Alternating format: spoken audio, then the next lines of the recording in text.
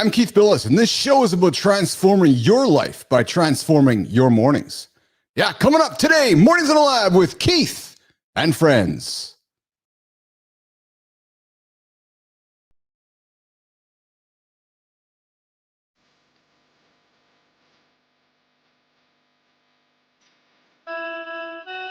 Welcome to Mornings in the Lab, where when something negative comes up. Building muscle appeal, blood flow. Nobody is expecting, John. If your lady's saying that, you're doing. It's a super food. Be entertained by fun over here. How have I slept? Has my sleep been good? Is that...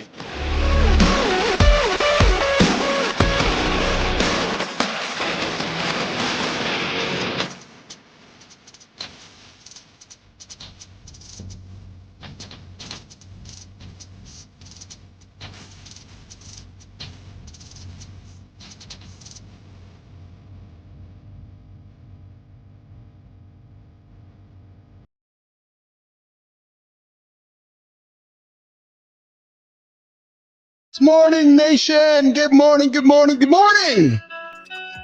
Boom. Here we go. This morning on the show, we're about transforming your life by transforming your mornings. Today, we're talking transformation, we're talking reinvention, we're talking The Rock. Hey, no fluff here this morning, guys, no.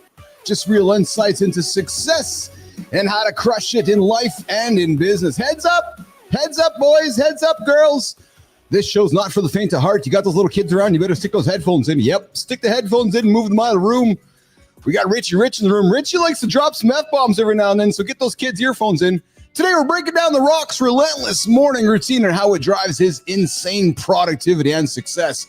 And hey, listen, Nation, we're talking reinvention with Markus Neukom for our center stage and deep dive segments. He's joining us all the way from Boston, a topic that The Rock knows all about. Here we go, guys. Listen, if you're digging into this, hit that subscribe button. We do this every weekday morning live at 8 o'clock Eastern time. And let's jump right into the conversation. Jimmy, you know how this works. Moving over here, my friends, bring the crew up on stage. We got Johnny in black on black. Fuck something on his t-shirt with a black hat. Johnny and Keith are matching them wearing excuses. That's what fuck excuses, he says. Marty's in the pink. I'm going to call it pink today with the red headset. Richie's in the green on green with the nicely shaved, adorned locks. Richie and I crushed an awesome ride this morning. Gentlemen, if you got a Peloton, I invite you to come hang out with myself and Richie Rich. We're crushing rides before the day even starts. Listen, if I did nothing for the rest of the day today, I'm accomplished, John and Marty. I hung out with Richie, got an emotional connection. Hung out with Richie, got a human connection. Hung out with a female on screen, got a erection. And I had a good ride along the day. So, if nothing else happens, boom, boom, I've hit it all. Richie, how are you, brother? Oh, great, man. Got that morning kicked off right. It was good, man. Ready to rock the day. That's good. What are you, Marty? How's it going with you, my brother? You know, hey, man, I'm here, right? Yeah, I know. If I'm here, I'm good. I love that. If I'm not here, I'm good. It doesn't matter. I'm always good. Marty's always good rocking and rolling there in the Less Brunches, More Crunches t-shirt. Hey, ladies, you know we're a men's show, but if you're looking to, get fit, you might want to hang out with See Marty Fit, some Less Brunches, More Crunches lifestyle. And then, of course, we got Jon Andersen hanging out with us from the sunny state of Cali in the black on black today. What's going on, Mr. Andersen? What's shaking, brother? Did you have some good Terry time yesterday? Oh man! You know, I did, but also at the same time, we actually picked up a new dirt bike yesterday. And funny enough, man, coming home, I got stuck in some of the nastiest traffic. It was unbelievable, and I was looking around, and I was going, people do this shit every day. I think you're fucking kidding me, right? It was unbelievable, unbelievable. Crazy. Oh, John, the simple things, Marty, Richie, that Johnny's like, what? But Johnny, I know you just took some time to respond. You didn't react. You looked around. You took No, I was looking around going, I am so fucking grateful that I have never done this in my life. I mean, think about, I hate to say, but most people waste time in traffic. I was just about to ask him that. Damn it, Johnny. They're not. I mean, nowadays you have no excuse to be sitting in that shit, not bettering yourself. That should be like a fucking mobile university in that fucking car.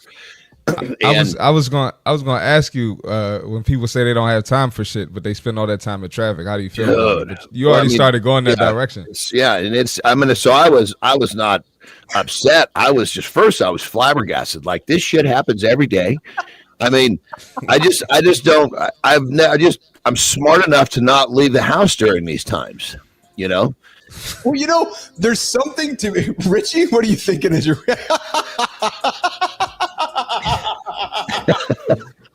I'm just laughing like I don't know. Like, what are you doing where you don't know what traffic is? Like, well, I know what it is. I see it on TV if I ever watch the news. But here's the good morning, Jack Dugan. I see in the comments, Marty, Rich. Here's the funny thing, right? So I've never been to Johnny's house. But I know that Johnny does not live in downtown New York City or downtown Los Angeles or downtown San Diego, where Richie and Marty, we know traffic exists. I know Johnny lives in a smaller, private gated community. So Richie and Marty, what are we talking about? Maybe 10 cars, 5 cars? No, we had to go down to LA to get this bike. Oh no! Okay. But here's the thing, we're 2 hours outside LA. I planned it to where we could get back out of LA before the LA traffic hit. These are motherfuckers that are commuting like 90 minutes, 2 hours to go to work. I was like, what are these people doing an hour? Do that. What are they doing an hour outside of LA still in this traffic? Mastering. It's because, it's crazy. It's because in California, house prices are so expensive. They'll buy in a cheaper area and commute into the places where they can get a job that pay more. But I mean, holy shit, these guys are commuting like a couple hours a day. Do you think there's a lot of guys sitting in traffic? Each direction. Do you think, John, do you think there's got a lot of guys sitting in traffic just mastering their domain, just hanging out, just killing time? What? Like just sitting there in traffic, John? Do you think that exists, John? Like if you look in the freeways of California, like all those cars just sitting parked and just stuck in gridlock. Is there some dude just fucking whipping it out and going at it, do you think? Brother, I would have to imagine that anything is possible. Are you kidding me? Yeah. We're not on the same page, man. When you say master, I know what John said earlier, but I'm thinking like they're listening to podcasts to make themselves better. No. Maybe on work calls. Not quite, Rich. It's a language, right? We create this language on the show, like life expectancy, work is humping, mastering your domain is jerking off. So you got to catch up on all the. It's the code of the show. Okay. But yeah, to answer your question, fuck yeah, there's dudes jacking off in there, man. 100% There's millions of people in traffic. You can't tell me about one person. But see, yes. Here's the fucking thing. If you're spending your time looking for somebody jerking off in traffic, you're already investing your time in the wrong place. I mean, that literally, realistically, once I settle into the fact that, holy shit, this is here and this is not just sometimes you get a little fender bender and you get a big clump of cars like that. You're in it for 10 minutes and then it breaks loose. Yeah. This was not that way.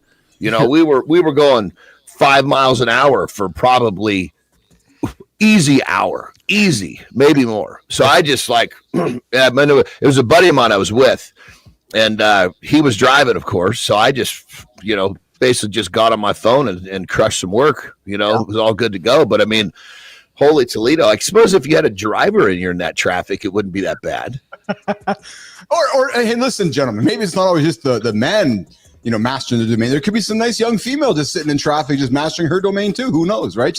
I'm thinking that if you want to be productive sitting around, like there's always time to be productive, Johnny. Always.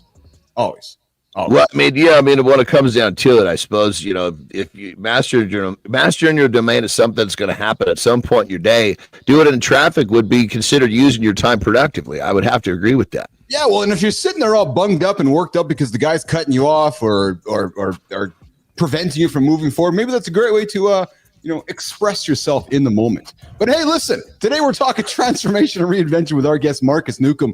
This morning, myself, Rich, Marty, Jon Andersen, and guys, listen. As we know, we're talking about Dwayne "The Rock" Johnson. Just dropped a new movie last weekend. That is unfortunately bombing.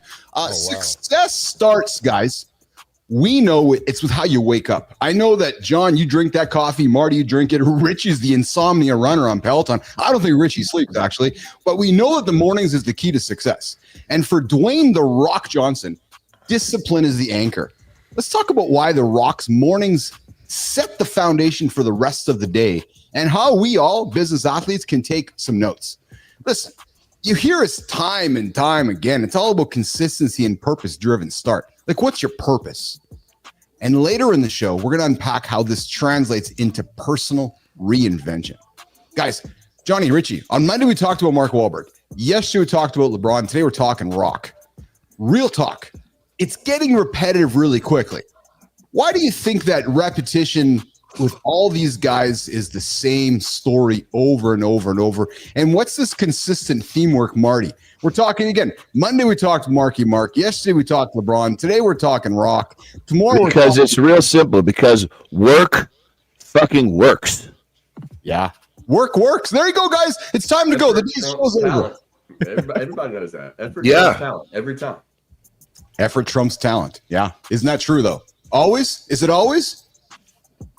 Yeah, you can't do it. Always. If you're talented, if you don't put in the effort, you're not going anywhere. You might make it to a regional level with talent, but you're never going to make it to the next level if you don't put in the effort. That's the difference in high performance. Well, and it's funny because go ahead, Marty. I was going to say, when you get to a certain level, everyone's talented. Yes. So at what point, what are you going to use to separate yourself? Yes. And it's no mistake, nation. Listen, it's no mistake that we're associating ourselves with these greats.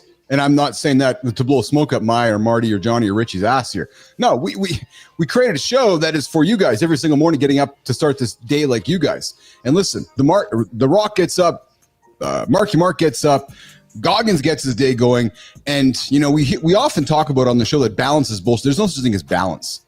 No. If you want to be something exceptional, there's going to be imbalance in your life. Right. So, and I think, the Rock is a great testament to that. So we're going to dig into that conversation mostly in the second hour. What I say to that? Let's go. Yeah. Tell me, John, Marty. If you want balance, you're going to be balancing that belly, because that's not going to work in fitness. That's what I tell my clients. And it works. Yeah. Well, isn't Thanksgiving weekend coming up for you guys down this weekend in the States? Is that or next weekend?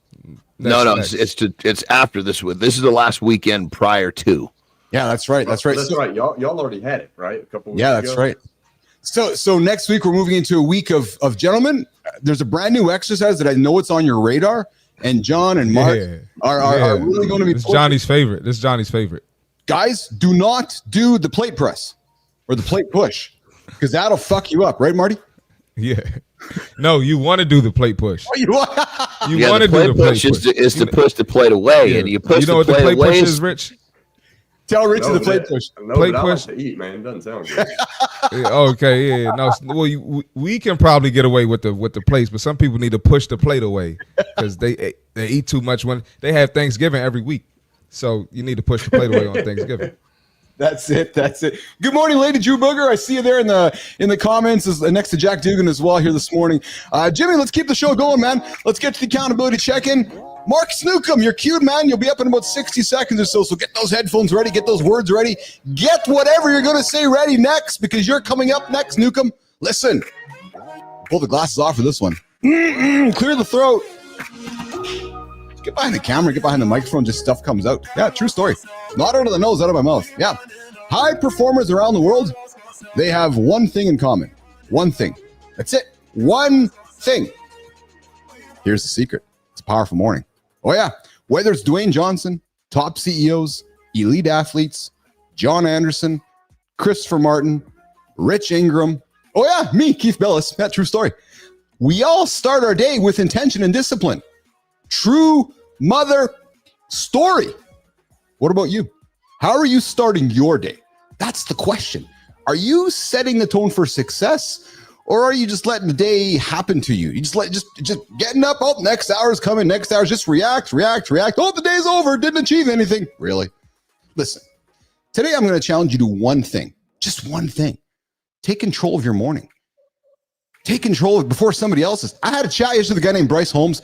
Bryce, what's shaking, brother? 4 a.m. till 10 a.m. non-negotiable for Bryce every single day.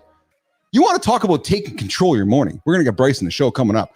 But listen, doing that is all about taking you one step closer to the person you know you're capable of being. Not the person you want to be, it's the person you're capable of being. You start with one small change. Maybe it's setting up 30 minutes earlier. Maybe it's starting your day with movement. Maybe it's going to bed the night before earlier.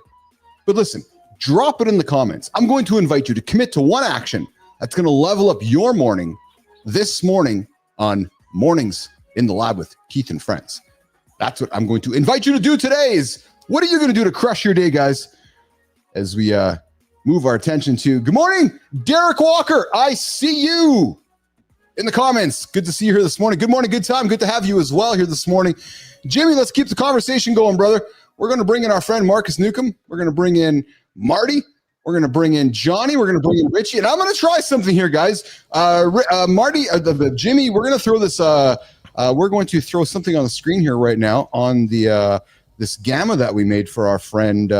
So, Markus, you are getting a brand new experience with our guest here today. So bear with me while I figure this out. We're going to do this, and we're going to do this, and we're going to try this. So, hey, listen, guys, we got a guy named Markus Neukom joining us this morning, and we're going to go like this. There we go.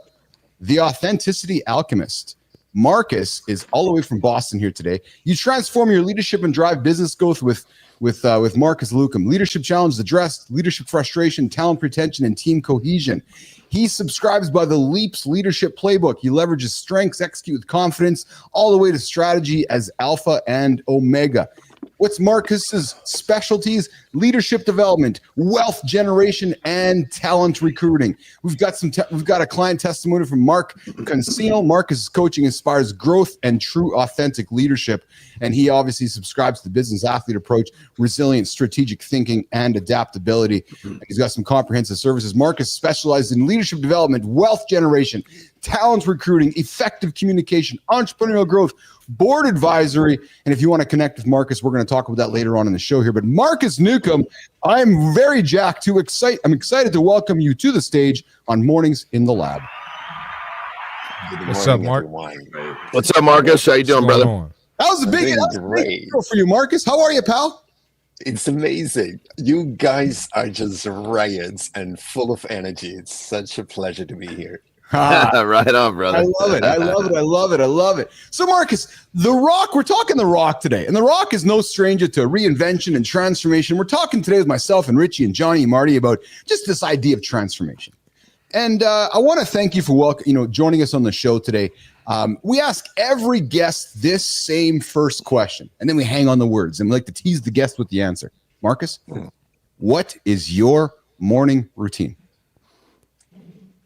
It's usually being woken up by the universe somewhere between 3:20 and 5 o'clock. And it usually starts with meditation, which takes about 1 to 3 hours. Yeah. Oh, mercy. You meditate for 1 to 3 hours, brother? Just so everybody understands, you know how fucking difficult that is? That is like next level difficult. For people who've never tried it, for all of you listening, go to try to do it for 5 fucking minutes. You'll have a hard time getting through 5 minutes. This man does 60 to 180 minutes. Motherfucker, great job, brother. I can only imagine the personal development you get in that time frame. I could tell you it was necessary. There's a story behind it, so I can't wait to hear it. Holy shit. So do tell us. So you start your day with up to 180 minutes of meditation. Right. So first thing, the alarm goes off. Do you just roll over? Do you hit the snooze button? Do you jump up? Do you rebound? What do you do, brother? No alarm, brother. Just get up. Yes. Okay, so let's go here then, because we talk about the power of getting up in the morning, Markus, is about what you do the night before. So let's go back even further. What time do you go to bed at night, and how do you condition yourself? Because you must go to bed at the same time at night to get yourself at the same time in the morning. You see, it is so crazy. When I started that process and went on that journey, I was told that I'll be waking up more or less around 3:15, 3:20, between 4:30, something like that, without alarm. And it's a miracle, I tell you guys. Unless I go to bed like 1 or 2 o'clock, that's usually when I won't wake up so early. But other than that, I can go to bed whenever I want to, and I wake up somewhere between 3 and 5.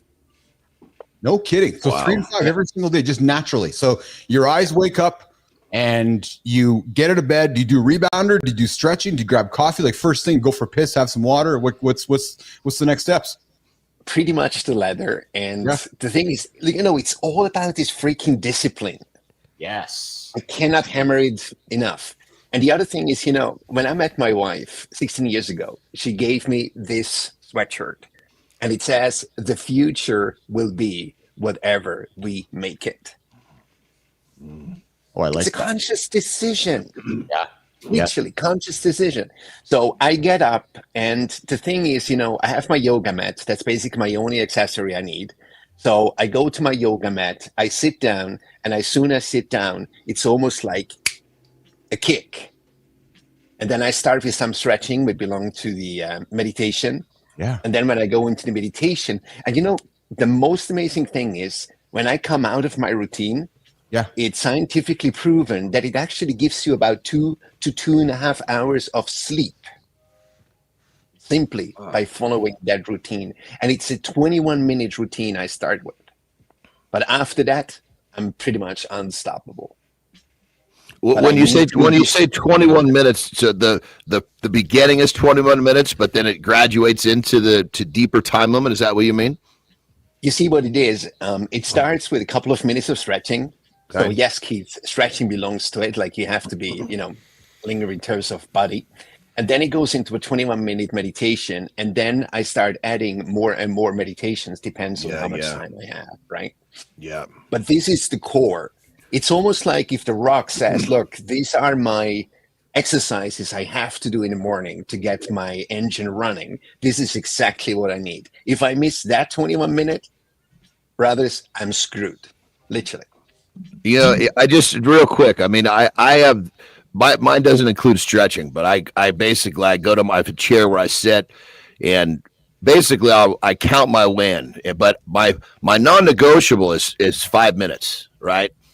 But sometimes it'll get up towards the 30-minute mark, and when I'm able to get deeper, the deeper you go, the more amazing it is. But when I get to 30 minutes or even over 20 minutes.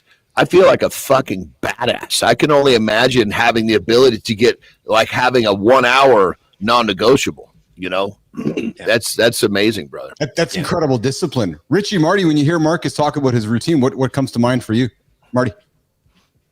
First of all, the meditation thing, that's crazy. I mean, that's impressive. I've never meditated. So I've always been like nervous too. I hear people talk about it. So, that's great. And then the waking up in the morning, I think when you have like a certain circadian rhythm and you're locked in and you're focused, your body's just going to wake up at a certain time. So I think that's impressive as well. I'm not at the point where I could just wake up like that yet, but I would love to do that one day. So that's actually interesting, and we haven't had any guests with that kind of routine. Just banging up, yeah. Hey, Richie, do you meditate? Have you meditated in the past? Do you meditate today? Yeah, I try and I do the daily Calm. I just do the Calm app, so I'm not. I would love to get to where you're at. But mine are generally just 10 minutes. But what I find interesting about this is what Markus is saying is that he can go to bed almost at any time and wake up at the same time. And I'm assuming it's because you meditate so much that you're in tune with your body so well that your mind and your body are just on that same plane. Is that accurate? Because, dude, I would love. Let me take a stab before you explain, Markus. Let me take a stab because I want to have my best guess before you reveal the goods. Right? Sure, go ahead. So as I sit here and I talk to you and I look at you, you've got this really serene calm. So clearly, you are like extremely good at keeping your body, mind, and soul in a very positive space, which means you're not getting eaten up by all the stress that most of the rest of us are all day fucking long. So when you're not getting beat up all day long by this stress, the body has a much easier job getting its rest and recovery in because it's not so beat down when you climb into bed, whatever that is. Almost as if you don't require as much rest and recovery because your body, mind, and soul is not taking the same beating as everyone else's. Am I close? You are so close. And honestly, I don't want to take it as my own achievement because when I started out, guys, 5 minutes sitting still. Hey, that was That's what I'm saying. Difficult, that man. was hell. Gosh, my thoughts wandered. But what actually happened was I was pretty much at the precipice of my life where I had to decide whether I go down or do I give it a try. Yeah. Because I knew in my depression, I was in a depression during COVID. And I knew if I go down, I will go down and my family will go down. So then I met this guy called Sadhguru. You might have heard of him. He's very famous. And he's the guy who taught me something very logical. I'm a very much down-to-earth person, like no rah-rah and no woo-woo stuff. So he basically told me, look, you can do it whether you are 100 years old, whether you're 20 years old, whether you're disabled or not. My meditation is simply mind. It's breathing, breathing, breathing, and mindset. So this is pretty much what it comes down to. And I believe you're very much right. Sometimes when people tell me they have to calm their body, what they actually should calm is their mind. Yes. It might appear it's their body. It's the body that's always on running. No, it's actually your thoughts. It's your mind. Yes. And we have to understand we have to be the master of our mind and we have to be the master of our thoughts. Yes. Because otherwise, what happens? They control us.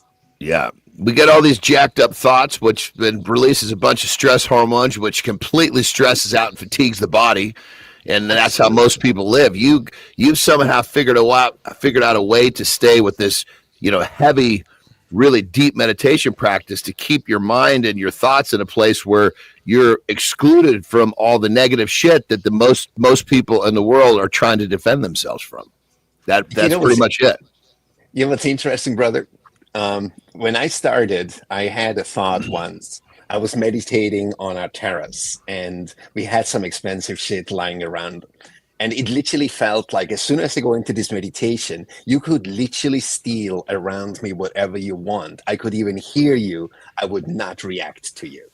That's how deep it goes. That's really cool. It's a good and a bad thing. That's really, no kidding. Hey, you're hanging out with Keith, Richie, John, and our guest, Markus Neukom and Christopher Martin, Marty Fitz here. See Marty Fit Mornings Live with Keith and Friends. It's 8:30 Eastern time, coming up with the See Marty Fit tip of the day here. But before we do that, Markus, quick question for you before we get to the next segment here.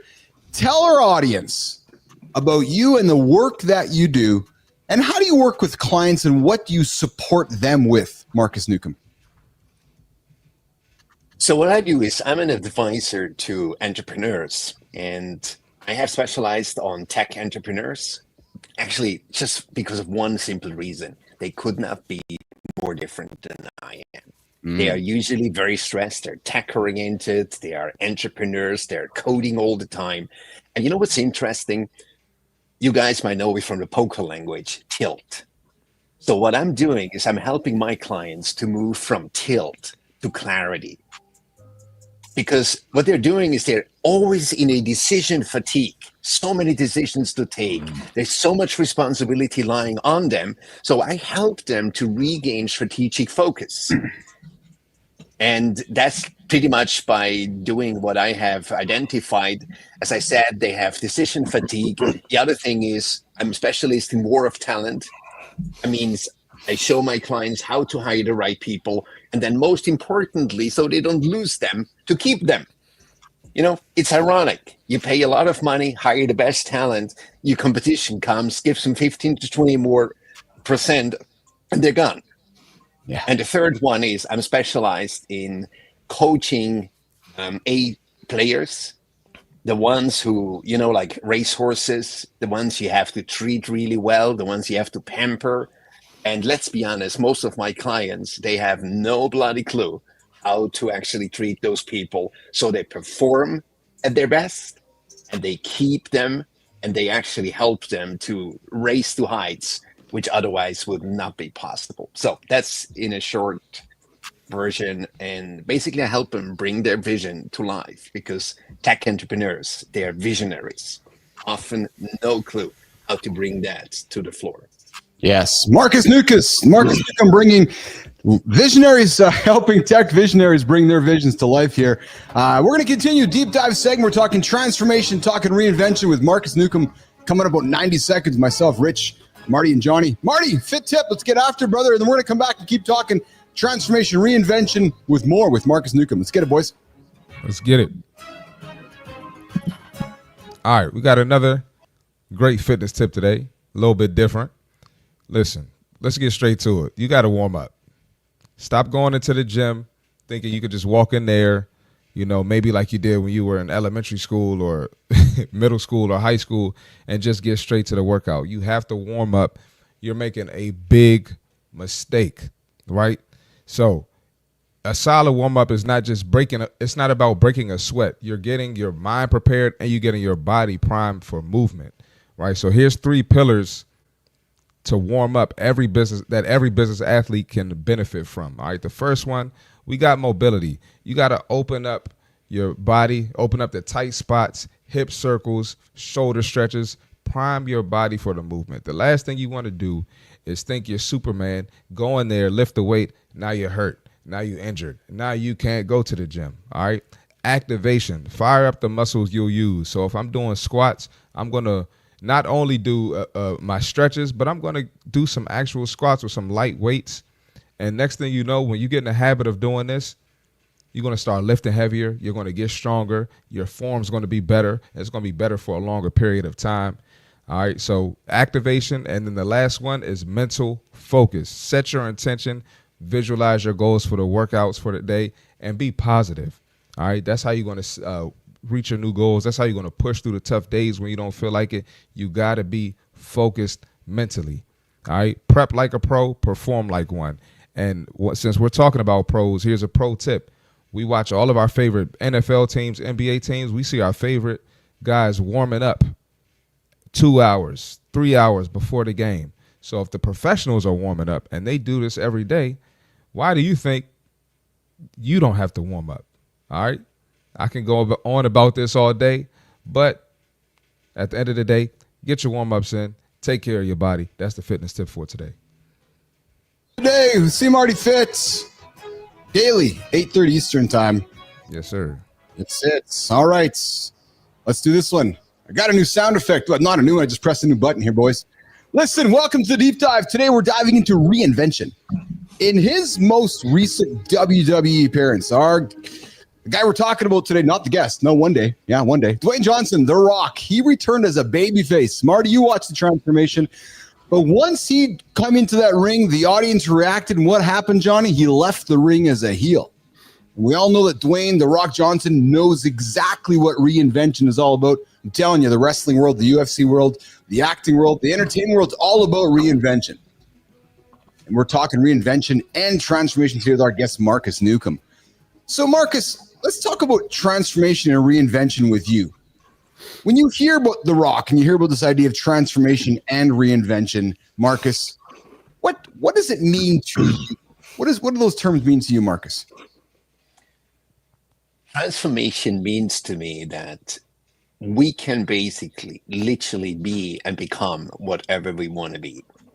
The question, are you willing to pay the price? And I believe this goes well in your topic of discipline. Mm-hmm.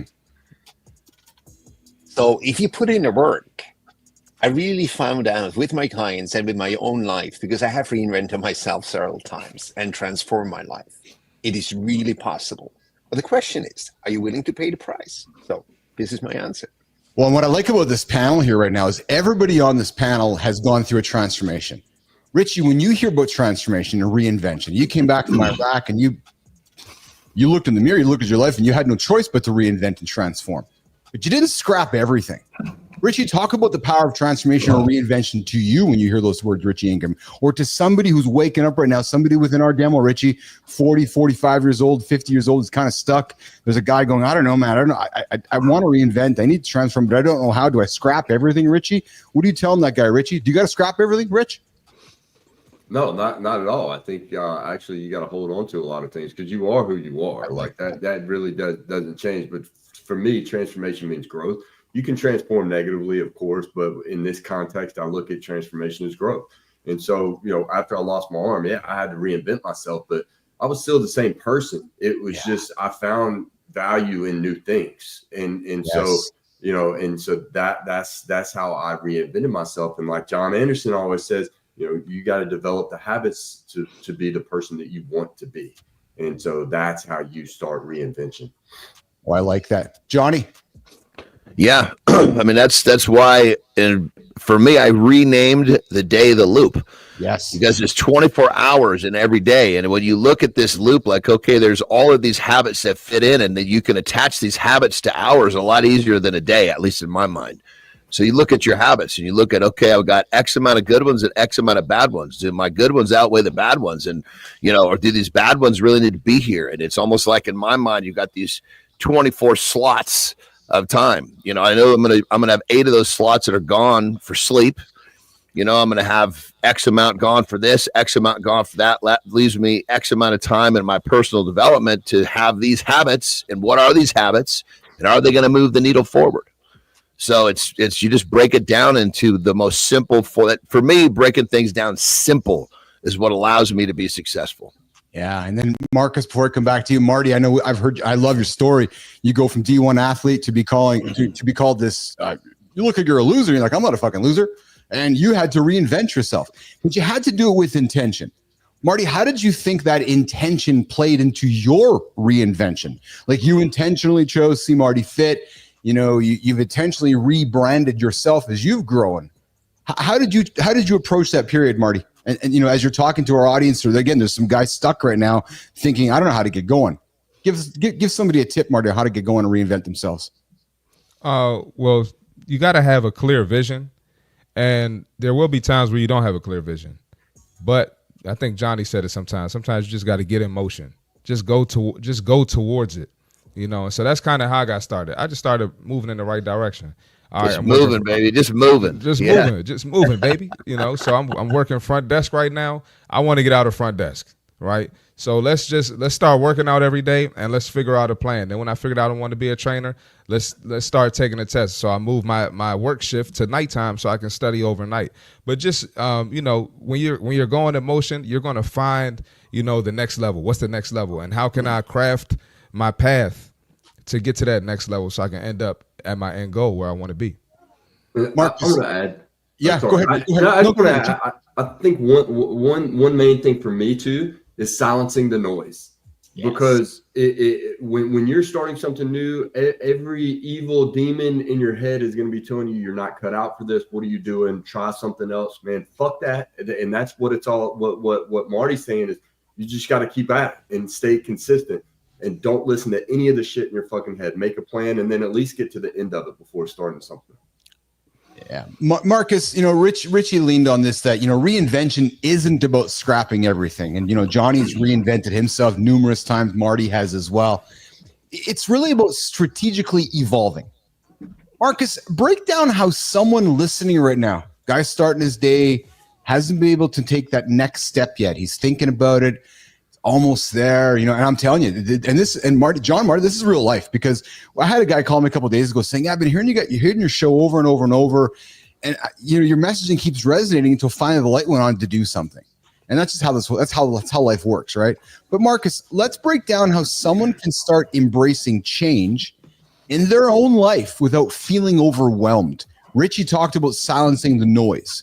Markus, talk to us about the importance of mindset in all of this. It's the alpha and the omega, literally. So let me put it this way, and many will be surprised. Well, it starts with accountability. And the thing is, when I got to the point, I was trying to find solutions from outside, like probably you guys as well in the beginning, until I realized, gosh, I am the captain of my fate. Yeah. So I had to take freaking ownership and say, you know what? It's not to be found in the outer world. It's to be found here. And, we're so used to shift off responsibility, become the victims of our lives, become the victims of our story. But we have to take ownership. And I know, and I can tell you guys, there's so many of my clients, they struggled with that. because they were so used to have that comfort of blaming their wives, blaming their kids, blaming their circumstances, until they got to the point where they said, you know what? If it's going to be, it is up to me.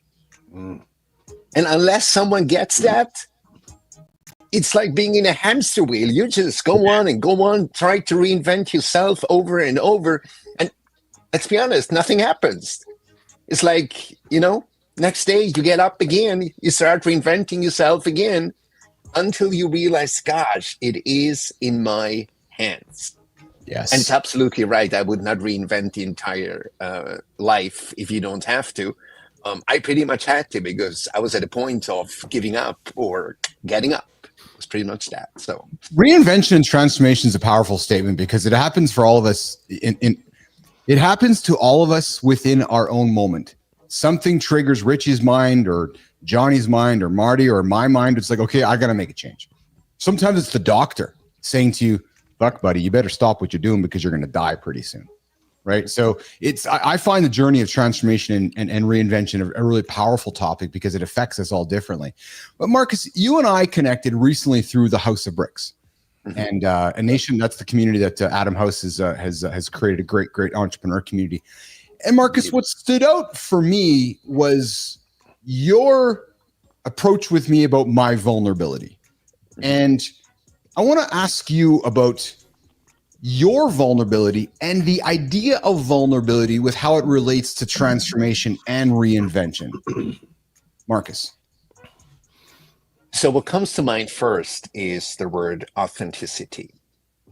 Remember when we had this conversation, I shared to you, most people have huge difficulties to be authentic. And they try to be authentic. They vote to be authentic. They promise to be authentic. So what is authenticity? Authenticity for me means I am who I am. So you know what the biggest problem is, guys? Including me before I went on this journey? We do not know who we are. How can we be authentically ourselves if we have no bloody clue who we are? So we take on pictures from outside, we take out images from outside, we basically mirror what we hear and feel from outside, and this has become us. However, and I see this with my clients, I see this with my friends, to trust something you do not know is almost impossible. It's actually risky. You wouldn't do it, right? If I just say, let's go on a climb, and this is the guide, and say, oh, honestly, I've never climbed with him. You, Keith, would probably say, Markus, are you nuts? And this is pretty much how most of the people walk through life. In terms of being vulnerable, I believe you have to become authentic. You have to start looking yourself into the mirror. And otherwise, I believe it is a show, And most people are afraid of being vulnerable because they're afraid of getting hurt. Well, it's interesting, Marty, Johnny, and Richie. When I met Markus and we first had our chat, Markus, I'll offer it. John, Marty, Richie, Markus looks at me. He's like, "I thought you were actually kind of a fucking douchebag." I was like, "Who is this fucking guy? Who's this guy talking? Like he's just spewing his shit." And I was like, "Oh yeah, I'm just spewing my shit." And then Markus is like, "But then you started saying some things that were kind of, I'm speaking on your behalf, Markus, but you said to me, Keith, you started sharing some things that were quite surprising to me." Again, I'm paraphrasing. And then he says, I started the meeting like this. Who the fuck's this guy? And then as Bilous was talking, I found myself doing this, leaning in and being more curious, because what you said to me, Markus, was that you saw my vulnerability shining through. And you recognize that, oh, this is a real dude. I want to hang out with this guy. Can I chime in here? Please. You know what's interesting, guys? When I saw Keith, he started out like every coach or mentor I've ever met. And then he suddenly switched by saying, let me be vulnerable. And I can tell you guys, this is a warning sign. If someone has to announce that they're becoming vulnerable now, I thought, oh shit, this is going to be a real interesting thing. Honestly, I was almost looking where the leave button is. Because I said, honestly, I have better things to do. But then something said to me, this guy has come too far. And being a friend of Adam's, that means something. Being in the House of Bricks, that means something. So I decided to lean in, exactly as you said it. So I went from this to, because I sensed something in you, Keith, which showed me you are simply not used to show vulnerability in ways as you wanted to do it in that show. But then I realized, gosh, this guy is actually the real deal. So I want to find out more. I sent him a LinkedIn message right away. And I said, Guy, I want to talk. And as a result, here we are. The power of vulnerability, the power of transformation, and the power of reinvention. Markus Neukom, dude, our 30 minutes is basically up. We got Jory Janzen hanging on the green room waiting for us, talking fall hydration coming up. But Markus, how can Business Athlete Nation connect with you, find you, work with you, and learn more about Markus? The easiest way is connect with me on my LinkedIn. It's my first name, last name is Markus Neukom. I'm the only one. Shoot me a message, send me a connection request, and we hit it off from there. Very much looking forward to having calls with anyone who's interested in finding out more. Because remember, guys, the future will be whatever you make it. Yeah. Richie, Johnny, Marty, any closing comments for Markus before we say goodbye? I just want to say it was a pleasure talking to you, brother, and the fact that you're one of the few people that I've met in person who actually has the ability to take their meditation that deep. So it was an honor. Let's connect, John. For sure. Honor is mine. Hey, thanks, Markus. I have a whole table full of notes here, so I appreciate everything that you told us and taught us. I salute every one of you. And Mark, I might have to start meditating, man. I love your perspective and the insight. So let me go back to the drawing board and throw that in my routine. You'll thank yourself. You'll with meditation with Markus Neukom. Mornings in the lab with Keith and friends. Markus, have an awesome day, brother. We'll see you in the feed. You come back and grab a coffee. Thanks for having me, guys. Okay. All right, Markus. Later. Hey, Keith, real quick. Yeah, Keith, I got a roll too, but I'll be here tomorrow. Awesome, brother. Okay, Marty's gonna rock and roll out of here. Hi, Jory. Tell Jory I said hi. We got Jory in the green room. Richie, we're taking a quick break. All right, Johnny. All right, Rich. Johnny's got to do his thing. All right, buddy. See you later, man. See y'all. Back in a moment. All right, Rich. All right, Johnny, get after it, brother. Get after it, buddy.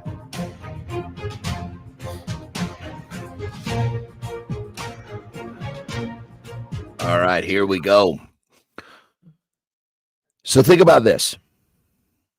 Do not let the storm of your bad habits get your kids wet. Do they deserve to be dealing with the shit that you haven't had the balls to straighten out in your life? No, they don't. Look at how you live. Look at your habits. What are you teaching them? Because they're going to live the way that you've taught them. So really think this through. You have the ability to not only change yourself, but you're going to change them too. And if you can't do it for yourself, do it for them. So hear me when I tell you, your kids don't give a shit what you say. They care what you do. So ask yourself a question. How are you living your life? And is your bad habit shitstorm getting them wet? Because if it is, it's time to make a change. Rock and roll. But I like that, man. Sometimes you come up with shit. I'm like, wow, that's good, man. And Nation, he's like Jay-Z. He just rips it off the top of his head. No notes, nothing written down. John just sits down and is like, boom. He just spews from the top of his mouth there, which is awesome, Johnny. I appreciate it. It's just the best, man. You put it in the can. It's not authentic. It's got to come right from the belly, right from the heart, right from the soul. And that's what it punches the hardest. I love it. All right, we got the GOAT here today. Jory Janzen, the greatest of all time, our resident nutritionist, performance diet expert here. Always love the conversations with Jory in the lab this morning. And Keith and Jory woke up to, Jory, some snow on the ground here today in Winnipeg. I didn't see it. What? No, there's no snow on my end. Oh, so I live just a little bit of ways from Jory here in the western part of the province. I got up this morning with the dogs, Richie, before we hung out and took the dogs outside, and they looked outside the door with Johnny, and they're like, oh, There's white stuff on the ground. I love when I see the dogs the first time they go to the fucking snow. Like, oh, there's snow. I on was the ground. looking for it this morning. I got up and I went and let my dog out, and it's like, no, it's not there.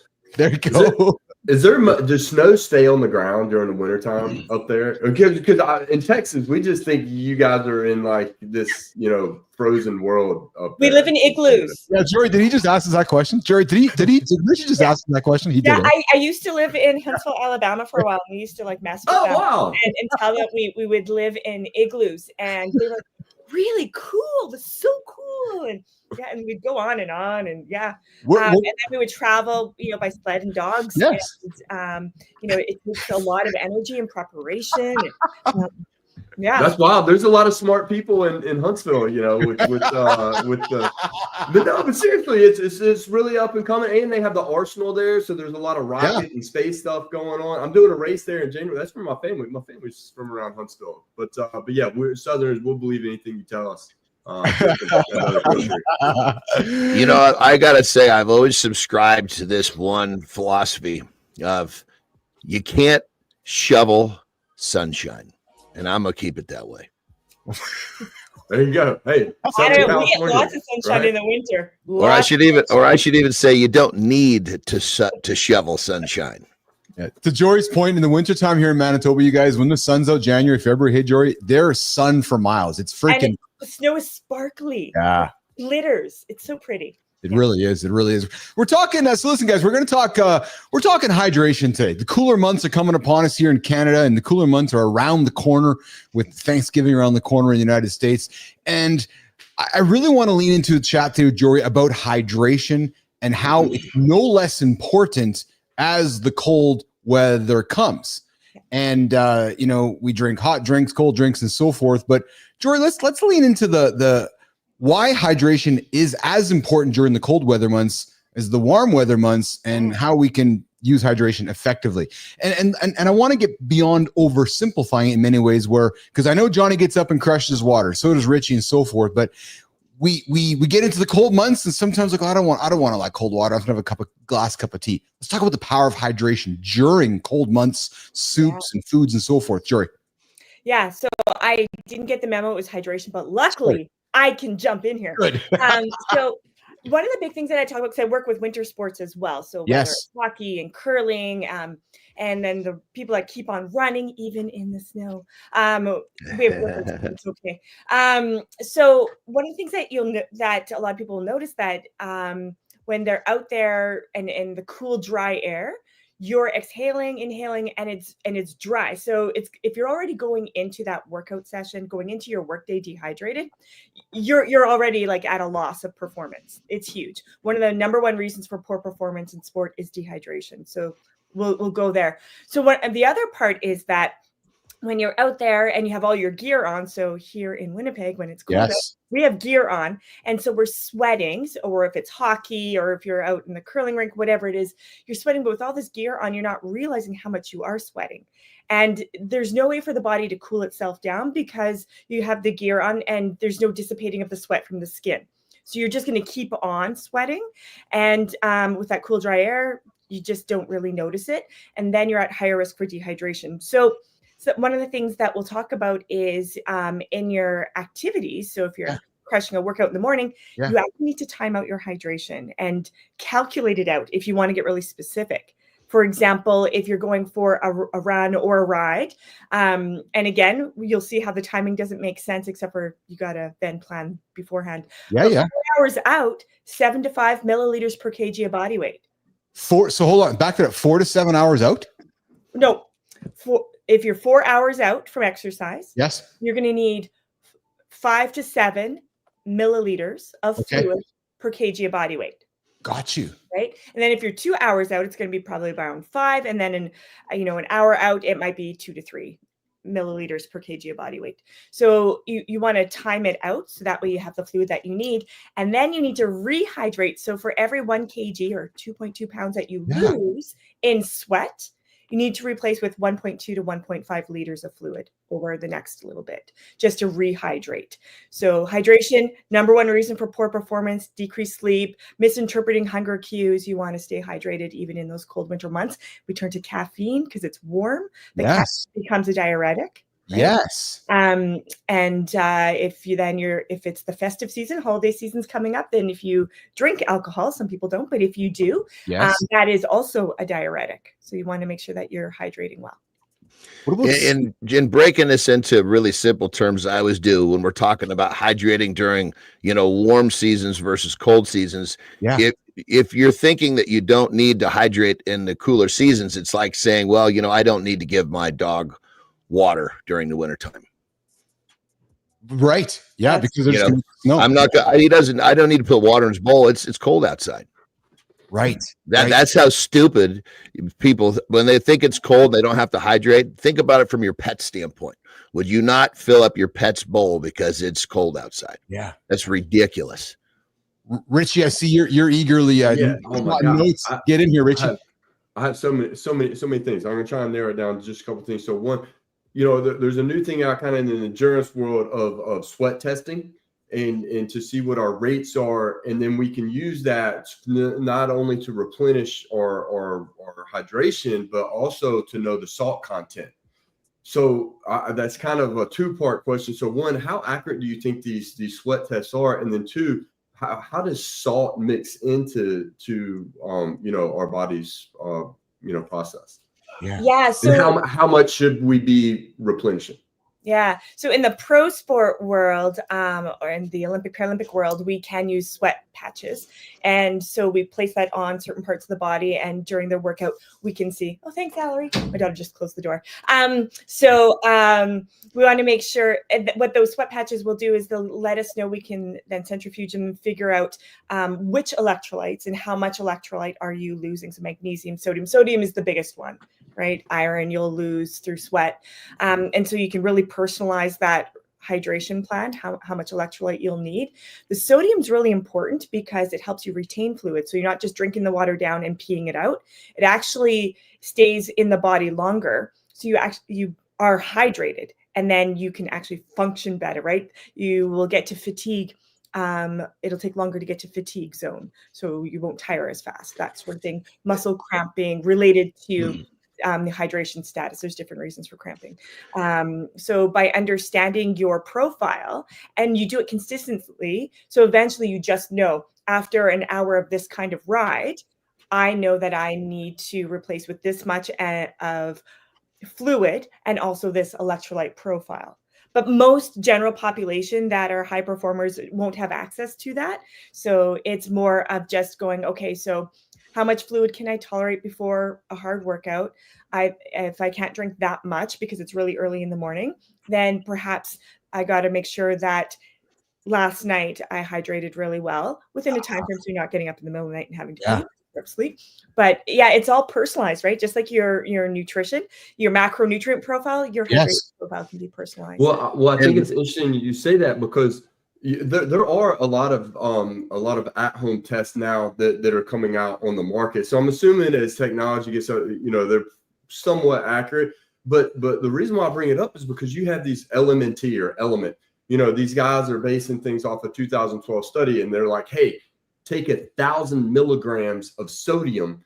And it's a general statement like everybody just needs more salt, and that's not necessarily like you. Well, that's not even dedicating what kind of salt. I mean, that's the first hole in that bucket is that you could be ingesting a bunch of shitty salt that's polluting you.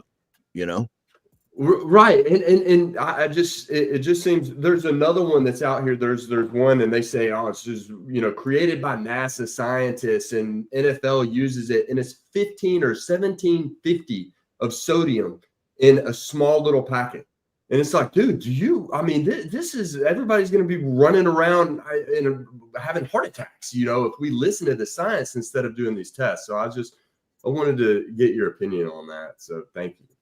Yeah, those sort of supplementation is for a very targeted group, right? So any of us here that are going to be training are probably not going to need that, especially when we know that, for me anyway, my workouts are more of like heart health and because it keeps me well. And so for me to go into that sodium realm, that's kind of like a ticking time bomb, right? That's called fluid retention and then hypertension. So I don't need that. But someone like you, Rich, if you're going on that and it's hot and humid and dry, you know, different environments, you might need that level of sodium content to stay hydrated, because you might not be able to drink the amount of fluid that you need. So by having the sodium content, it helps you hold on to it, so you're not just expelling it right away. So certain targeted populations would need that. Just like with carbohydrate, not everyone needs to have 60 to 100 grams of carbs every hour of exercise. If you're exercising for 40 to 60 minutes, sips of water are just fine. It depends. So is there one bit of advice you would offer myself or anybody listening right now? I'm really hanging on to what you said about pre-hydration to pre-workout. Yeah. Right. So what's that? So what do I need to know before I do my workout? How much water do I need to drink? Well, let's see here, Keith. How much do you weigh? Is that what it is? Okay, so I'm like 180 pounds, so I waste it upon my weight, right? And you're like, okay, you need to have this much water, hydration in your body. That's basically what you're. Yeah, so you're 81.8 kg. So I'm going to times that. If like we were going out all hardcore, I'd say. Yeah. So you would need just over 2 cups. So 572 mils. Gotcha. Okay, so then in theory, what you're talking from the performance perspective is a couple hours before I do my expend my energy, hydrate my body. And that's going to get me how long? 30 minutes, 60 minutes? At what point will I know that hydration's run out? Sweat rate, right? I see. Okay. Yeah. So, and then what you could do is weigh yourself dry, weight naked beforehand. Yes. Dry yourself off. Don't pee yet. Dry yourself off naked post-workout. And that's how much you need to replace after, right? But every textbook, which is different than real life, as Rich will know, but textbook is every 15 to 20 minutes, gulp of your water. Well, and Johnny, you must know this like the back of your hand when you're doing competitive bodybuilding, right? Because you're hydrate, and then drying yourself out, right, Johnny? So lean into this for 2 minutes with me if you don't mind. I'm fascinated by this, but because you use high amounts of water and then sodium to dry out. Is that correct, Johnny? Is that how it works? Yeah. And the whole the hydration topic. I mean, granted, we're talking about hydrating around a workout. Yeah. I take a position of I just have a hydration schedule from the moment I wake up. Yes. And it's scheduled to the point where the body doesn't really. I try to keep away from highs and lows. So obviously, the idea of hydrating before a workout, and Jory's bringing some really good pearls here because she's really almost showing that you don't have to overdo it. Because if you try to overdo your hydration before work, your kidneys are going to hyper mode, spit it all out, and now you're dehydrated. So that's, I mean, it's a slippery slope. People, I got to drink you see people with these gallons of water. I need to drink this gallon. Well, 3 o'clock comes, they fucking drank that much out of it. They're way behind. They start guzzling the fucking water. Kidneys go into hyper mode.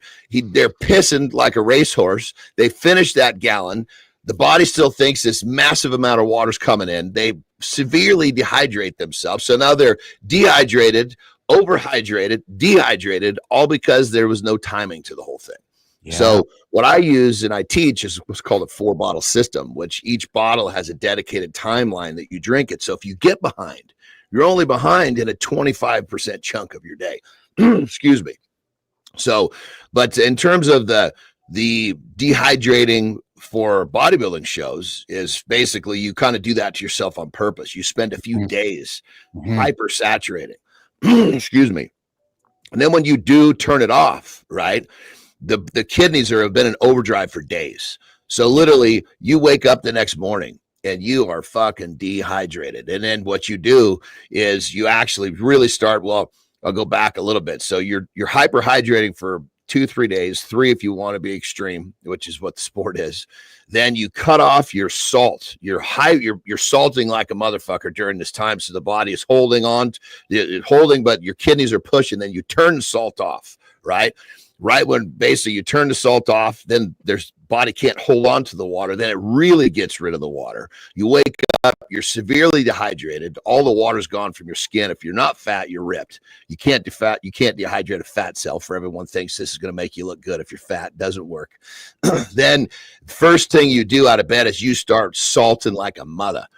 Because what you got to do is you want to take the salt, then is going to basically start drawing the water that's left into the muscle, because the muscle is mostly water, which is going to be sucking whatever water is left out of the skin, because it's always going to take the water from the safest places first. And the skin is the safest place to take whatever water's left.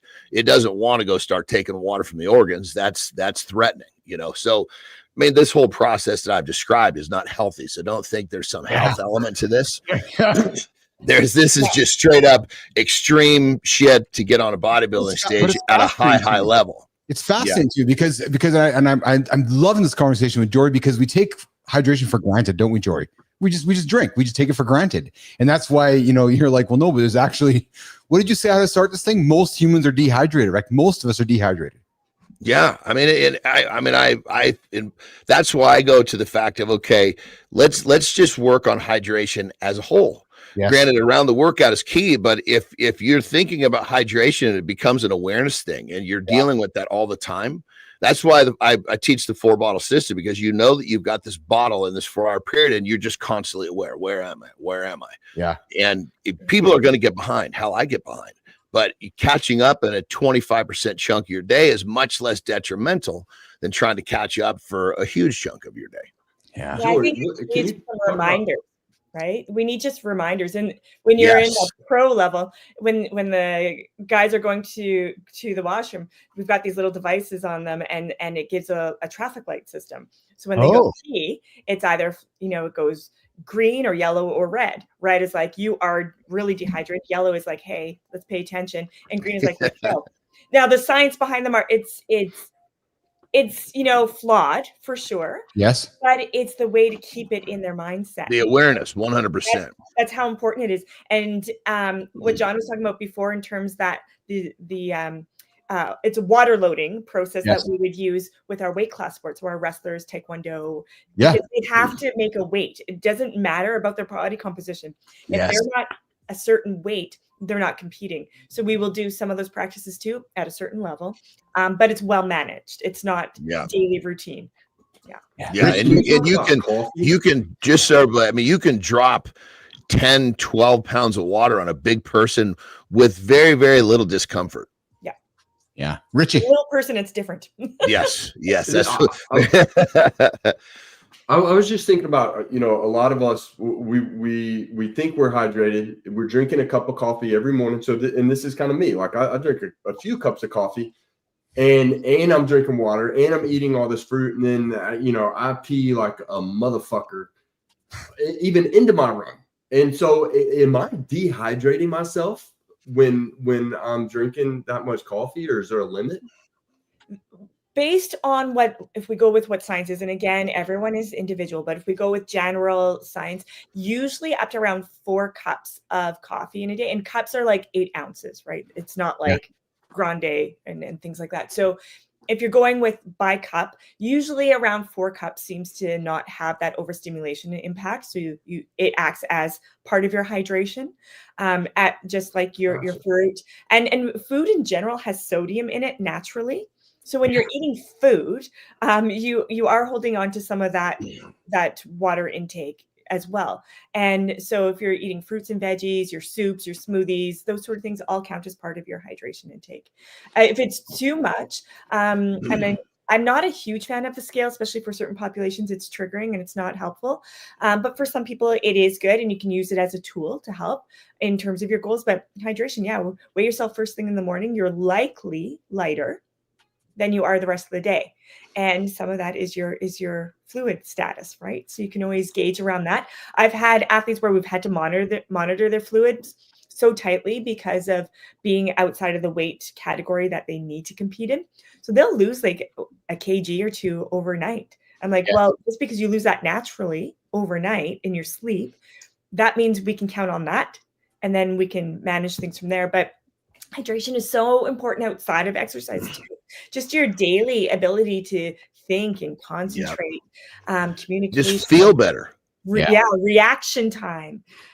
Really, really important to consider too. So outside of exercise, it's also part of just life management. You know, and Richie, which let's say this to you because you're so interested in maxing out your performance. This is something that the average person probably is not going to find too applicable or maybe even interesting, but it's for someone that does really want to exist on a high performing level. You got to look at this equation from every angle. And so one of the things that you can look at, like when I'm really on top of my hydration, I want to know, okay, am I really ready to perform high? I basically am gauging obviously how much water I'm drinking, but I'm also gauging how often I'm taking a piss. Because if all of a sudden, if I'm me taking a piss, the time gets too long between me taking a piss, I know that I've faltered or my body has gotten ahead of me. And so, but on an average day, I want to have a pretty well timed, but an average time between when I'm taking a piss. But then towards the end of the day, I want it to slow down a little bit. Otherwise, I'm going to be up all night peeing. So you can really kind of, I guess you could schedule is what I like to do is your water coming in, but then you could really see how is your schedule serving you with heat, with workouts, by seeing where's your pee schedule. So you got the in and the out to kind of balance. Yeah. Always drop nuggets with Jory Janzen here at Protein Break here. Great conversation, boys. I'm gonna cut it off so we can let Jory get on with her day here because this is awesome, Jory. Because Jory, I wanted to even talk to you about soups, and because we talk soup, it's water, but it's full of salt, and is it hydrating, non-hydrating? People want to eat lots of soup during the winter time, so maybe we even continue that chat on Friday. I'll connect between now and Friday. But a great chat today. You dropped some things today that I was thinking about, but I wasn't thinking about as much, and even some of the things Johnny said. So and I can tell Richie is just like, okay, I get it. And John, you're right? Because if you're tracking what's coming in, it's probably as important to tracking what's going out, right? So it's the same thing. I mean, to get really deep into it, with nutrition, you got to do the same thing with taking a dump.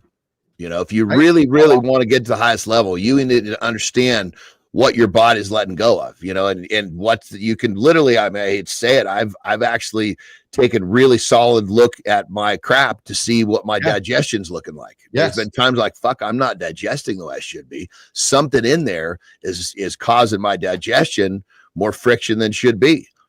And I have to make adjustments.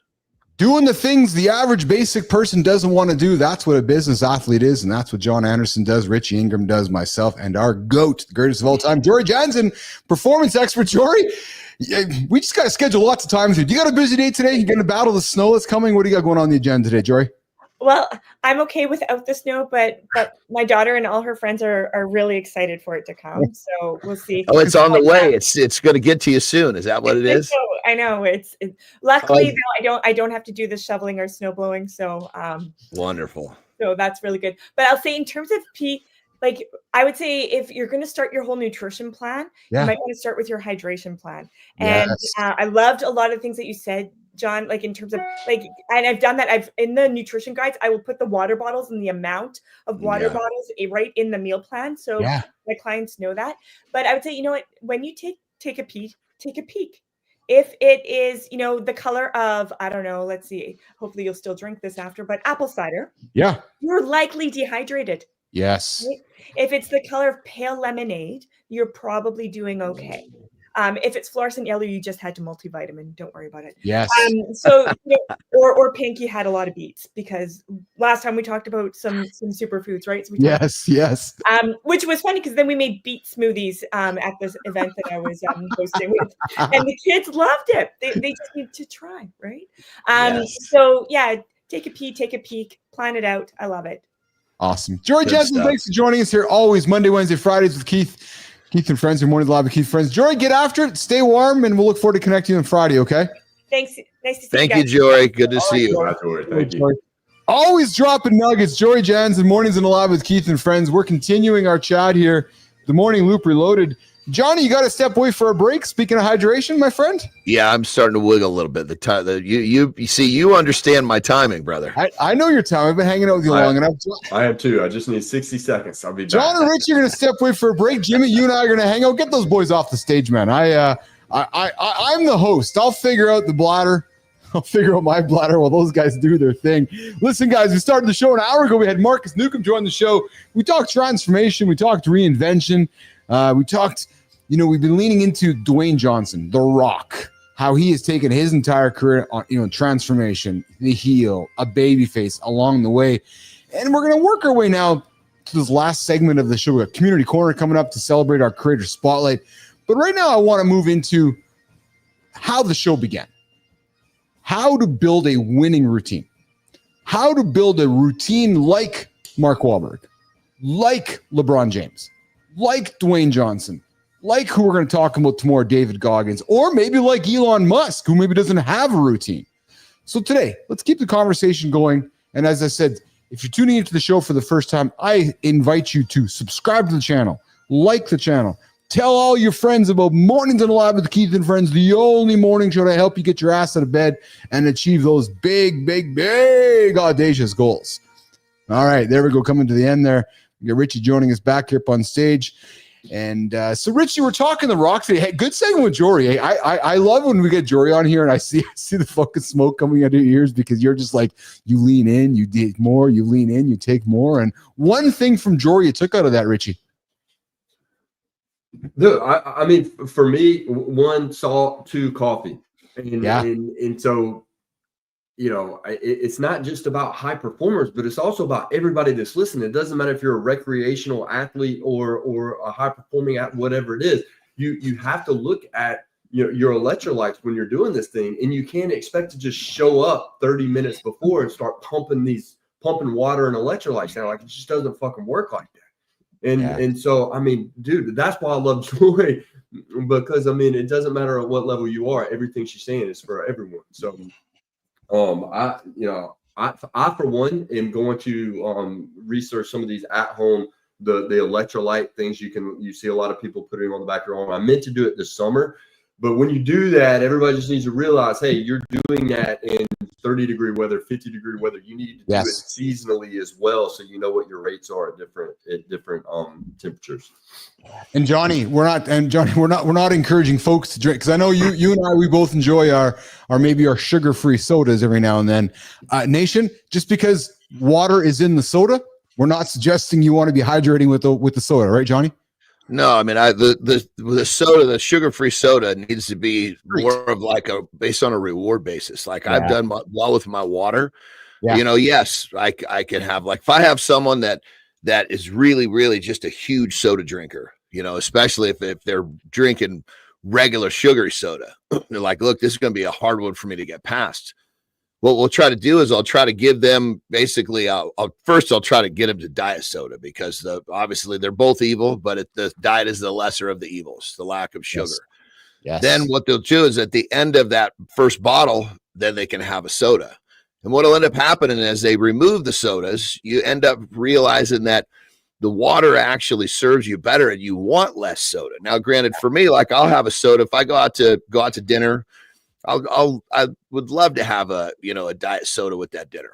And I do that every so often, but by no way, shape, or form do I ever take coffee or soda or even tea, for that matter, and add that into my spectrum of water. That's something in addition to that's like, okay, that's the reward system for staying on top of your water. This is actually bottle number 2.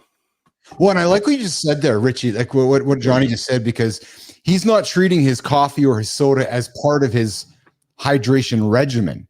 Like, he's like, no, like, my water is my hydration regimen.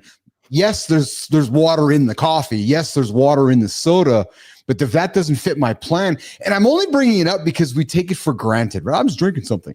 No, but hold on a second, because Richie, if you're looking for a high performance lifestyle, having that extra cup of coffee might fuck up your whole plan.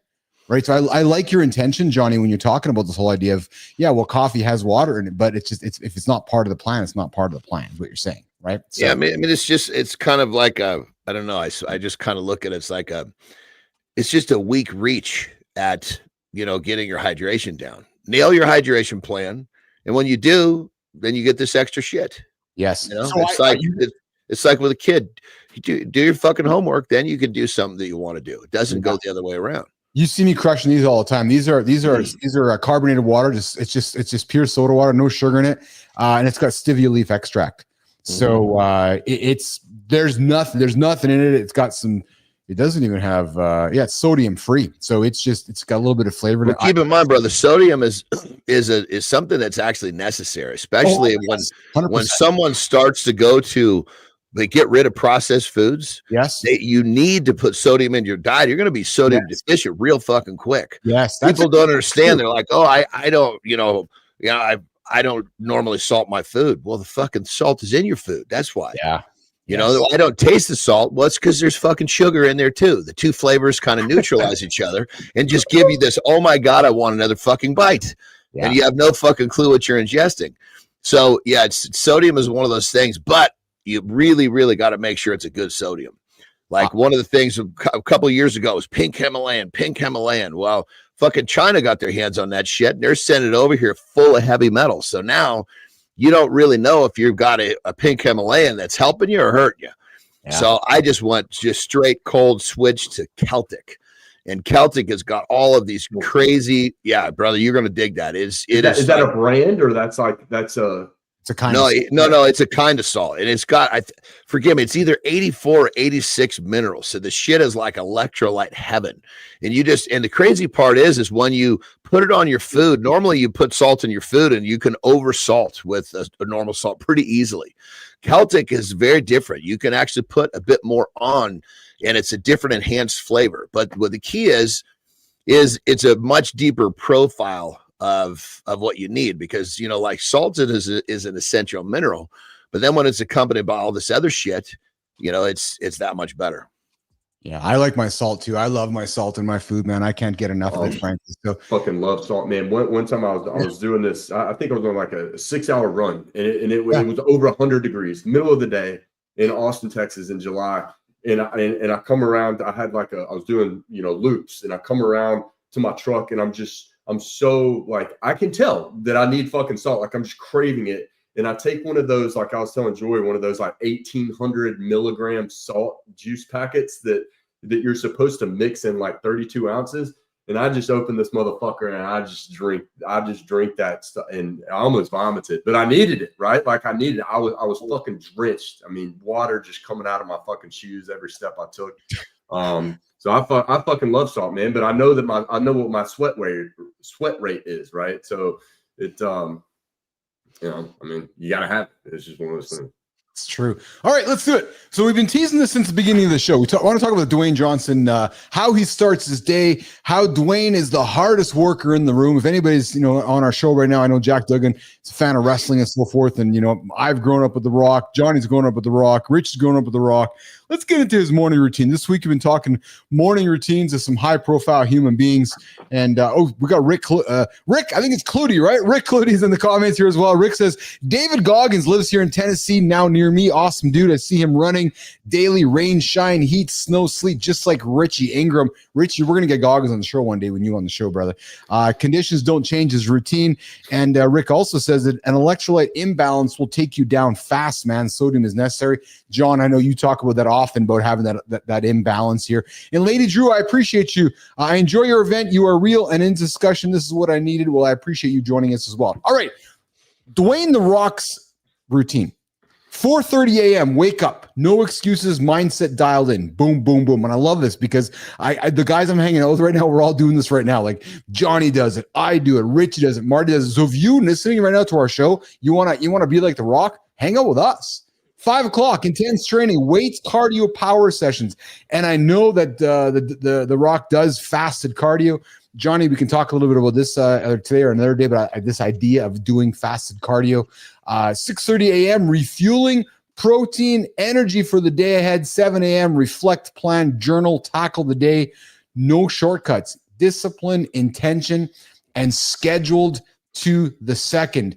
And John, you said it too, man. I love what you said when you're like, when you look at my calendar, I got 8 slots to sleep, a few slots for this. We need to have this conversation, I think, coming up maybe even next week, which is how to plan your day. Human beings don't know how to plan their day. And I'm not saying I'm not one of them, but if we were to sit down and go, okay, I need to get my 8 hours of sleep, I need to get this and this, John, Richie, we all quickly recognize how much time we don't have, bringing it back to the Rock, get up in the middle of the night, everything's so structured so he can achieve his biggest goals. John, Richie, lean into this discussion. Well, I think real quick, when you really look at your 24-hour loop, or you really analyze your day and you start scheduling out, what you see is, motherfucker, I have a lot more time than I thought, because you're wasting time in there and you don't fucking know it. Yes. Yeah. So when you say you don't have time, the first thing I'm going to tell you is, look, do you really know that? Or are you just saying that because every idiot around you is saying that so they don't have to do shit?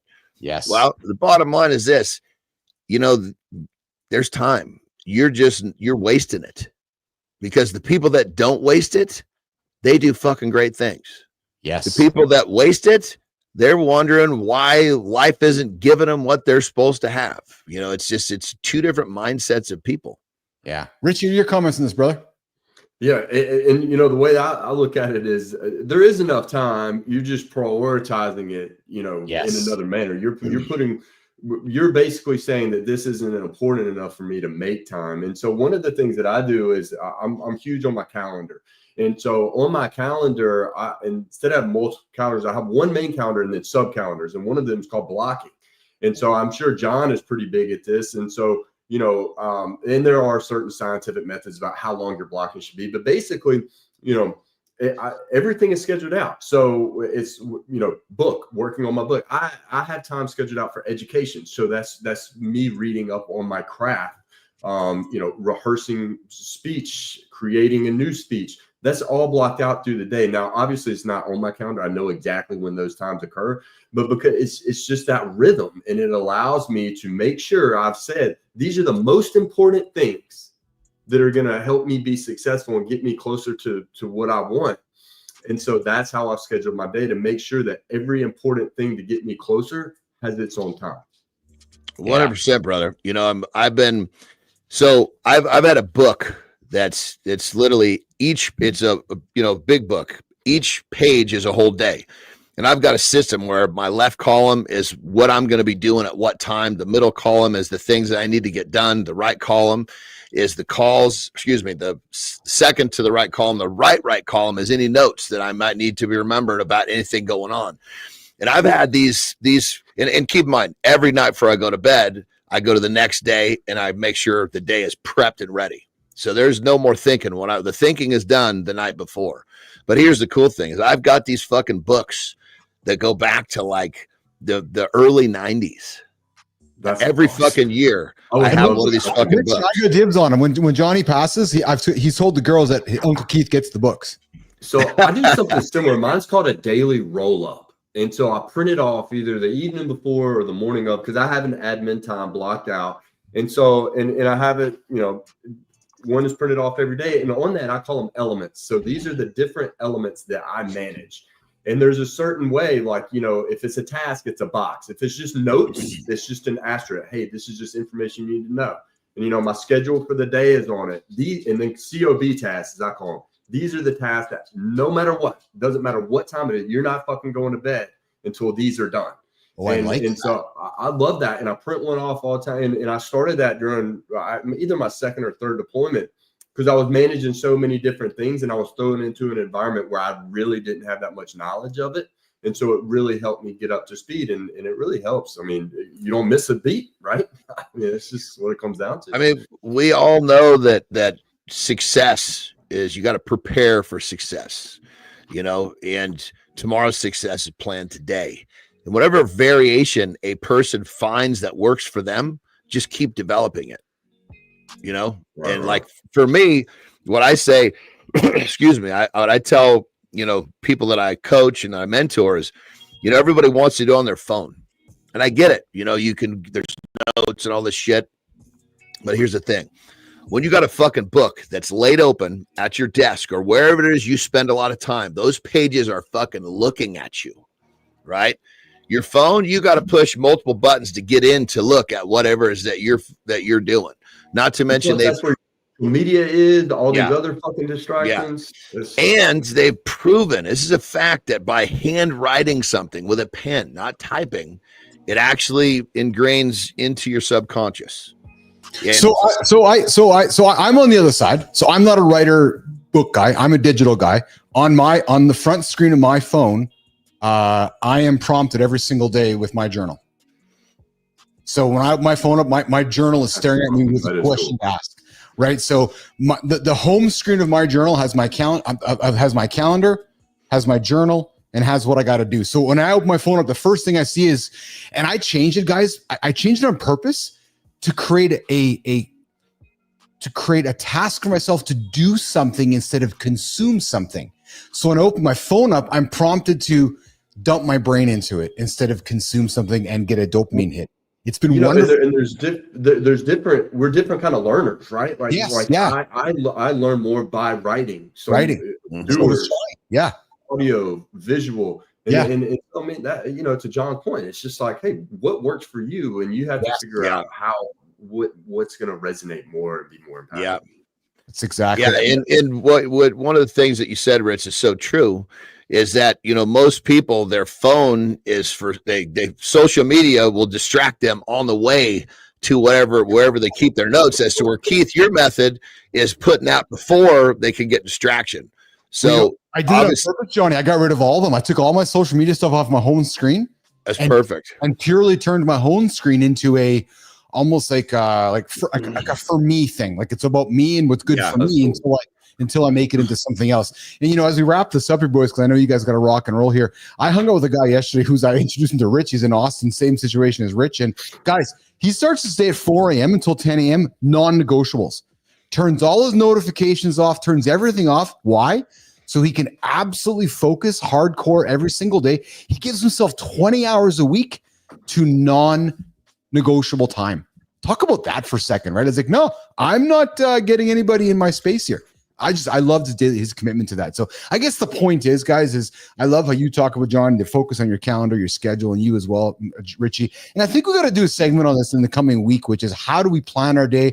Because I think that's part of the reason our audience maybe doesn't have success, is because they don't know how to plan that. Sure. I totally agree with that, brother. I mean, if you don't know how to do it, and if you don't know where to start, I think giving some very simple, actionable ways to get started would be extremely helpful to our audience. Yes. And I got a closing comment from my lovely bride here, who I have to compete with sometimes with the TV's on. Boys, you're going to laugh at this one here. But Lauren's like, yes, I love watching shows with closed captions on.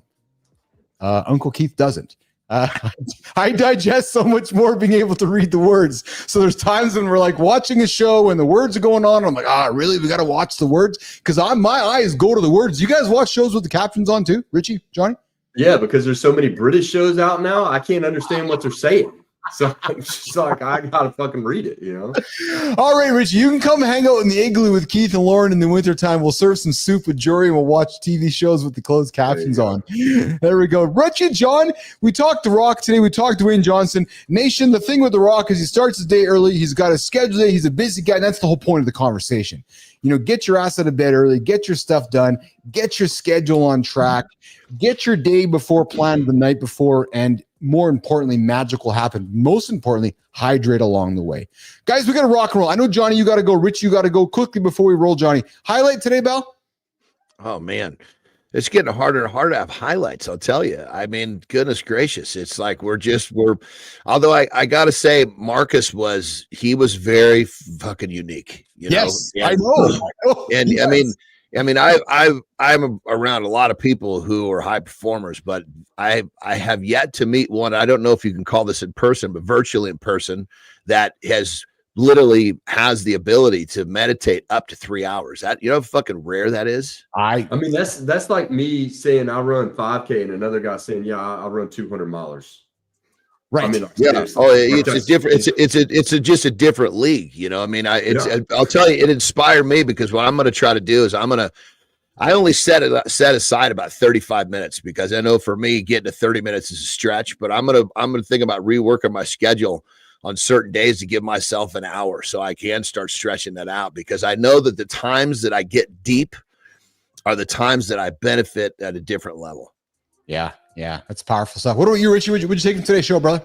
So I'm going with Markus as well. So one thing on what John was talking about that time of meditation it lets everybody else know that it is possible. So that's one thing I love about that. But then the other things I love that he said is authenticity and then ownership. I'm a huge, like, you own every fucking situation that you're in, regardless of what it is. I own the fact that I lost my arm. I put myself in that fucking situation. You got to own it. And, that's it. I fucking love that when he said it. Yeah. I love it, guys. And I love you guys, Richie. I love you, Richie. I love you, Johnny. Love you, Marty. Love you guys too. Love you too, brother. You know what? I use those words because there's guys out there listening right now going, huh? Yeah, well, yeah, true story. It's okay to say it, guys. It's actually okay to say it. It's okay to tell your buddy you love him. It's okay to tell your brother, your dad you love him, because maybe that's part of the problem. We don't tell ourselves enough about that we love the friends we hang out with. And I'm appreciative of you, Richie, hanging out with me this morning on the bike. Johnny, always appreciative of you. You guys get after it today. Myself and Jimmy are going to continue the conversation with Community Corner and get this creator spotlight on. But the highlight for me quickly was when I met Markus 2 weeks ago and he's like, I want to be on the show. I'm like, dude, there's something about you, man. We got to get you on the show. So I'm with you, John and Marty, that he's an interesting fellow. And I'm really glad we got a chance to get to know Markus Neukom today. Very awesome. cool. Yeah, okay, you guys get out of here. You guys have a good one today. All Jimmy, right, we're going to keep the show rolling with Community Corner. Have a good one, boys. And see you tomorrow morning. See you, Johnny. Have a good one, pal. All right. So, hey, listen, we are going to keep the show rocking and rolling with me and producer Jimmy. And Jimmy, I think I got to get some sounds for this segment of the show here so I can entertain myself. How about this one? Maybe this one? I don't know. I got to get some new buttons with some new sound effects. If you're still hanging out with me, we got the Community Corner Creator Spotlight coming up. And today we are going to feature, yes, we are going to feature a business mentor for fitness professionals. This creator empowers. Let's do this here. I'm going to do this here, Jimmy. Woo, baby, that's a good one. All right, there we go. This is a good sound effect, Jimmy. Okay, we are going to celebrate a business mentor for fitness professionals. This creator empowers fitness coaches to scale their online businesses from 0 to 100,000 a month. Yeah. I think that's just a little bit of cash. Just a little bit. Just a little bit. Where's my notes? By attracting premium clients through LinkedIn. He's a pioneer in fitness business growth. This person helps personal trainers enroll Equinox quality clients without relying on outdated techniques. This person is the CEO of Fitness Business Mentors. Through proven strategies, this person enables fitness professionals to build location-independent businesses and generate high-ticket sales. Jimmy, today's Creator Spotlight for Mornings in the Lab with Keith and Friends is, going to get my buttons sorted out, Samin Rouhani Fard. There we go. Yes. Get all the sounds coming up here, Jimmy. All right, Samin, we are celebrating you here today, and here's why we're going to celebrate you today. Samin applies the same focus and discipline to building businesses as he does to fitness coaching, helping others achieve success in both areas. Samin's fitness business mastery method teaches coaches how to leverage LinkedIn to attract high-ticket clients and scale without burnout. Samin is transparent, teaching actionable strategies, helping fitness entrepreneurs transform their passion into thriving, scalable businesses. And here's how it works. We've nominated you, Samin, to come join us for Mornings in the Lab with Keith and Friends so we can celebrate you and celebrate somebody within your orbit that you might want to celebrate for today's, for a Creator Spotlight here in the lab. And that's what we do here. We love, we take human beings that we find on the platform and we like to celebrate them here on the platform. So as you can see here, Samin is all the way from Brentwood, Tennessee, and he's got a great profile here on LinkedIn. I invite you to check him out, and I invite you to check out his profile. And if you are looking for somebody to help you as a business mentor to scale your online business, Samin Rouhani Fard is the guy for you. Samin, we want to have you on the show. Come hang out with us. Mornings in the Lab with Keith and Friends. And that's going to rock and roll ourselves out of here today, as we like to do it. All right, Jimmy, let's do this up here. We're going to get doing some music up here. We're going to do that up there. Get that there off the screen. Okay, good. All right, guys. Boom. That's it for the show today, guys. That's it. Richie was here. Marty was here. Johnny was here. We had a guest, Markus Neukom, here today. We had Jory Janzen here today talking the protein break. Hydrate, hydrate, hydrate. You need to get that hydration in. And no, we're not talking Pepsi, Coke, or coffee. We're talking get some good old-fashioned water inside your body. Jimmy, let's get out of here, man. Let's do our post-production. Let's get some content made for Marcus. Let's get ready for tomorrow's show. We're back tomorrow, 8 o'clock Eastern time, right here, Mornings in the Lab with myself. I'm Keith Bilous. Jon Andersen will join us tomorrow morning. See Marty Field will be back tomorrow morning. AJ Zaglin for Mind Fuel, and Christina Flynn's as well. He's going to be here as well. Listen, if you are looking for daily inspiration, not motivation got to come from somewhere else. I invite you to subscribe to this channel. Find us 8 o'clock Eastern time, Mornings in the Lab. Tomorrow, we're going to look into David Goggins' morning routine. You don't want to miss it. The guy crushes it daily. But Jimmy, let's get out of here, brother. Nope, not that one. We're going to do this one right here. That's it. Have a good one, nation. We'll see you guys tomorrow, 8 o'clock Eastern time.